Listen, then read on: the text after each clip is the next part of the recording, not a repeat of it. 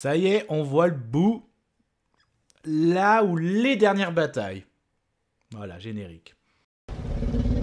Soit on meurt en héros, soit on vit assez longtemps pour se voir endosser la peau du méchant. Pour ce genre de choses, il existe des hommes comme moi. Il t'arrive de saigner. Vous pouvez respirer. Vous pouvez cligner des yeux. Vous pouvez pleurer. Ah, m'a ramené le conduit celle-là. Maintenant que j'ai votre attention, Accroche-toi, petit. Salut à tous, c'est Fab et Degarmat sur ma chaîne et aujourd'hui on parle animation Saint Seiya. Et oui, on a commencé sur la chaîne à parler de Saint Seiya, de la série animée, des OAV. On a commencé en janvier et là on... pas tout à fait au bout, enfin on va se comprendre, hein, vous allez voir. Donc si c'est la première fois sur la chaîne, bienvenue, sinon... Bah, les autres, merci d'être présents. Et là, on continue le lundi Saint Seiya. Et là, on va se consacrer à Elysion. Comme dit dans l'intro, consacré à Elysion, donc forcément, on va faire suite. Hein, donc en gros, je vais raconter vite fait le synopsis, puis qu'est-ce que je retiens. Et oui, en fait, la dernière partie est bien en 6 épisodes, donc elle est assez rapide. Hein, donc... forcément, ça fait suite au sacrifice de nos chevaliers d'or. Hein, donc là, forcément, nos chevaliers, donc savoir Seiya, Shiryu, Shun, Ikki et bien sûr Yoga, vont se rendre à Elysion. Qu'est-ce qu'Elysion? Donc Elysion est un endroit, on va dire, assez étonnant, mais très beau, limite un paradis au milieu des enfers. En gros, le paradis destiné aux dieux. Mais bon, c'est là que Athéna a été prisonnier de Hadès. Donc forcément, c'est... on va dire, la quête va se terminer, on arrive au bout pour vaincre Hadès et aussi libérer Athéna. Du coup, grâce au sacrifice de nos chevaliers d'or, ils ont réussi à faire un passage, et là, on arrive dans un milieu, un espace, tout ça, et en gros, il n'y a pas de pied-à-terre, on ne peut pas y aller, et là, avec leur armure, grâce au sang d'Athéna, ils réussissent à avoir des ailes, donc notre Pégase, oui, le cheval ailé, là, son armure, des ailes se déploient, pareil, on voit que le phénix aussi a des ailes, donc ça se passe aussi, notre Yoga chevalier du cygne aussi, le dragon aussi, donc en gros la plupart de ces divinités, de ces êtres ont des ailes, donc des ailes se déploient, et donc là c'est assez sympa, bien sûr. Moi ce que j'avais reproché aussi aux parties précédentes, c'était que Yoga ou encore Shiryu donc étaient un peu mis en retrait, donc là ils ont eu leur bataille, et j'ai beaucoup aimé, donc moi je retiens ça de ce final, cette partie Elysion, donc par rapport à l'arc Hadès,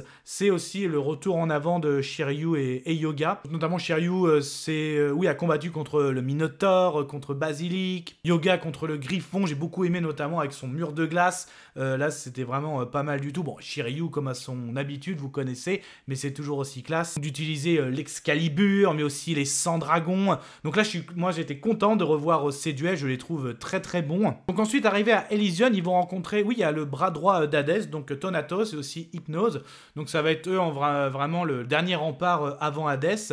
Et donc ils sont sur le point de prendre le dessus. Et là en gros ils vont avoir les fameuses de leur armure de bronze. Certes, ils ont eu les armures d'or, mais là, ils vont encore monter d'un niveau dans cette dernière partie, à savoir les armures divines, très jolies, hein, c'est clair, des couleurs très très claires, mais là, en gros, on est des divinités, que c'est beau les divinités dans Elysion, le paradis pour les dieux, donc ils arrivent à prendre le dessus, donc là c'est vraiment pas mal, ce sont des très belles armures, et justement en premier Seiya et Ikki vont se rendre notamment à la fameuse urne qu'on avait vue à la partie précédente, donc en fait c'est une urne où Athéna a été prisonnière, donc elle est blanche, et plus elle rougit, plus elle prend le sang d'Athéna pour jusqu'à la tuer. Une urne que même le puissant Zeus ne peut pas en venir à bout, même si avec leurs armures divines, Seiya et Ikki tentent, mais ça ne marche pas. Et là, on voit Hadès arriver, très très belle charisme, posture, armure, son épée.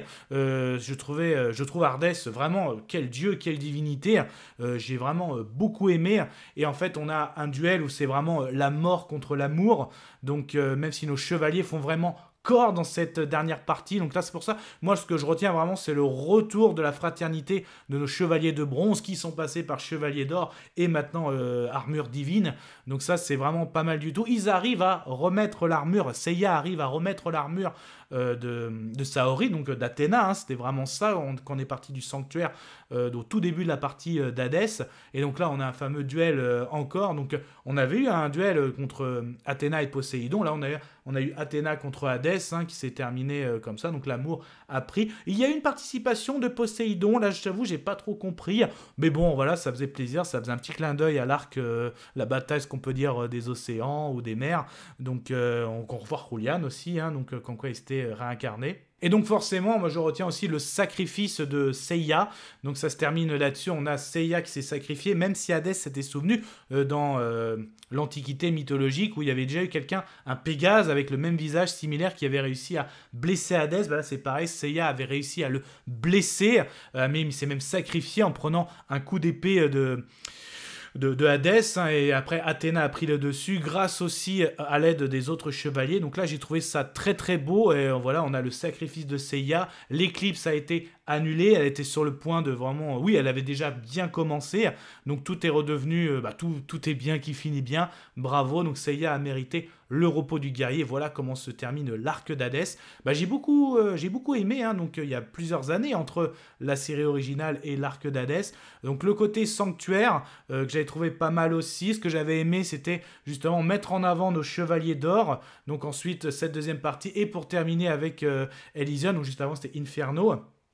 Donc après Inferno, la quête donc au royaume des enfers, avec les plusieurs la quête, hein, justement, et là terminé à Elysion, au paradis, un paradis pour Dieu en enfer, avec le duel final. Voilà, pour moi c'est un retour gagnant, et donc je suis assez content, donc ravi d'avoir partagé ça avec vous. Et justement la semaine prochaine ça va se terminer, parce que oui, un film d'animation, celui-ci est bien canon à la série d'animation, donc on va terminer avec ça. À la semaine prochaine. Je vous souhaite une agréable soirée. Désolé pour le bordel.